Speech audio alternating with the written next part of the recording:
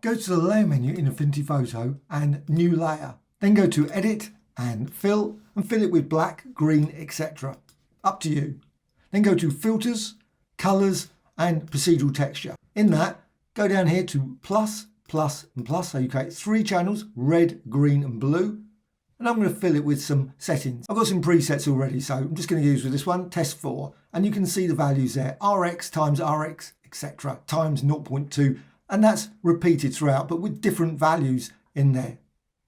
What I've also got is divided by 100,000. I know that's a lot, but you can also divide by 50,000 or divide by 1,000,000 or something like that. And then you can also, because you've got RX and RY, you can move it, reposition it. So you can just say reposition it there and click apply. Now what you can do, you can go and do it again. So filters and down to colors and procedural texture.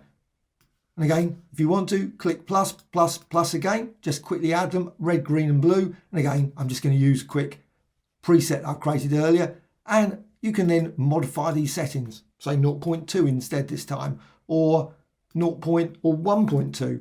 You just vary it, create all kinds of elliptical, circular designs using this approach. But also, if you want to, of course, you can always go and create your own preset. So right side menu, create preset, and just call it, this time, test 5. Makes it easy to just bring them back very quickly. And click apply. This time, of course, you can also fade it. So you can go to layer menu and you've got fade procedural texture. So you can fade between the 2 colourful designs. You can go here with, say, normal, just fade backwards and forwards. You can see the effect there. But also you've got blending modes. So you can run through, maybe go for difference. Again, fade backwards and forwards. So maybe you think, you know what, that looks great. Click apply. And you can see, you can again just go back to filters, colors, and do exactly the same. And of course, you've got this time the preset. So you can always go and select test 5, bring that back in again, and you can tweak it. You don't have to keep it as you've got it. So 1.2 this time, get some nice yellow there. And click apply. And again, layer and fade procedural texture. And you can see the result there. You get this lovely design, which you can then modify and move that backwards and forwards. And maybe go with, say, difference again, or one of the others.